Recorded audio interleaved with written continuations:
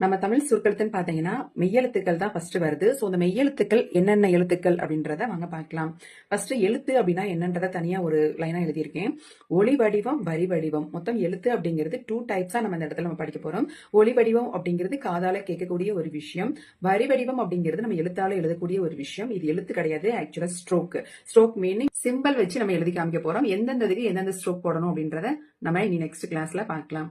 Next மெய்யெழுத்துக்கள் அப்படின்னு கொடுத்துருக்கோம் பாருங்க.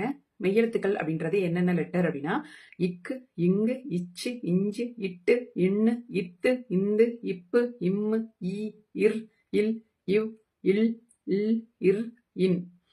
சோ இந்த எழுத்துக்கள் எல்லாமே உங்களுக்கு மெய்யெழுத்துக்கள். மொத்தம் மெய்யெழுத்துக்கள் எத்தனை அப்படின்னா 18 எழுத்துக்களா இருக்கு. அதே மாதிரி ஒரு 5 வடமொழி எழுத்துக்களும் சேர்ந்து நம்ம படிக்க போறோம். 5 வடமொழி எழுத்துக்கள் என்ன அப்படின்னா இஜ்ஜு, இஸ்ஸு, இஸ்ஸு, இஹு, இக்ஷு. சோ இந்த வடமொழி எழுத்துக்களையும் சேர்த்து தான் பார்க்க போறோம். கீழே பாருங்க, 5 வடமொழி எழுத்துக்களையும் சேர்த்து மெய்யெழுத்துக்கள் 18, அதுக்கப்புறம் வடமொழி எழுத்துக்கள் 5, மொத்தம் சேர்த்து 23 எழுத்துக்கள் அப்படின்னு கொடுத்துருக்கேன் பாருங்க. இந்த 23 எழுத்துக்களோட ஸ்ட்ரோக் பத்தி தான் இந்த சாப்டர்ல நம்ம பிராக்டிஸ் பண்ண போறோங்க. ஃபர்ஸ்ட் பாத்தீங்கன்னா ஸ்ட்ரெயிட் ஸ்ட்ரோக் பத்தி மட்டும் தான் இப்போதைக்கு நான் கிளாஸ் எடுக்க போறேன். அதுக்கப்புறம் கர்விங் ஸ்ட்ரோக் பத்தி நெக்ஸ்ட் வீடியோல பார்க்கலாம். அதாவது அத்தியாயம் பார்ட் 2ல நம்ம பார்க்கலாம்.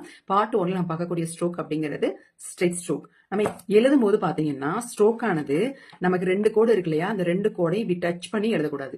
ஒரு கோடு இன்னொரு கோடும் அப்படியே ஸ்டார்ட் பண்ணி முடிகிற அளவுக்கு நமக்கு ஸ்ட்ரோக் போடக்கூடாது. 6ல 1 மடங்கு என்ன பண்ணணும், ஸ்பெக்ஸ் விட்டுறணும். 5 மடங்கு தான் எழுதணும். இது வந்து நம்ம 6 மடங்கு நினைச்சுக்கணும். 5 மடங்கா எழுதணும் அப்படின்னா என்ன அர்த்தம், இந்த கோட்டுக்கு கீழே கொஞ்சம் கீழே இறக்கி இந்த மாதிரி எழுதணும்னு அர்த்தம். இது எழுதுற முறை, சரிங்களா? ஸ்ட்ரோக் அப்படிங்கிறது பாத்தீங்கன்னா இந்த அளவுக்கு தான் எழுதணும். ஃபர்ஸ்ட் ஸ்ட்ரெயிட் ஸ்ட்ரோக்கை எப்படி பிரிக்கணும் அப்படின்னா நல்லா இந்த மாதிரி கோடு போட்டுக்கோங்க. சும்மா ரஃபா தான் நான் போடுறேன். மேல இருந்து கீழே இந்த பக்கம், இது கீழ இருந்து மேல. இது என்ன ஸ்ட்ரோக்னு நான் சொல்றேன், ஓகேங்களா?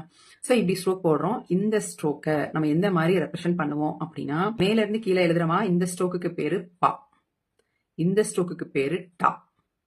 மேல இருந்து கீழே ரைட் சைடுல நம்ம கொண்டு வந்தோம்னா அதுக்கு பேரு சா. கீழ இருந்து மேல கொண்டு போனோம்னா அதுக்கு பேரு ரா. இதுக்கு பேர் அப்பர்ட் ரா. இந்த அப்பர்ட் ராவை நம்ம எந்த இடத்துல யூஸ் பண்ணுவோம் அப்படின்றத போக போக அடுத்தடுத்த எக்ஸசைஸ்ல நம்ம பார்க்கலாம். இது பாத்தீங்கன்னா ஹரிசாண்டல் வைஸா இருக்கிறது வந்து கா, ஓகேங்களா? சோ இந்த மாதிரி நம்ம லெட்டரை வந்து எழுதி நம்ம ப்ராக்டிஸ் பண்ற மாதிரி இருக்கும். வந்து இப்ப பான் எழுதுறேன் அப்படின்னா பா ஒவ்வொரு ஸ்ட்ரோக்குக்கும் லைட் ஸ்ட்ரோக்கும் இருக்கு, திக் ஸ்ட்ரோக்கும் இருக்கு. லைட் ஸ்ட்ரோக் அப்படின்றது குறிலா வரும். குறிலா வர்றதுக்கு எல்லாத்துக்குமே நம்ம என்ன செய்வோம், லைட் ஸ்ட்ரோக் யூஸ் பண்ணுவோம்.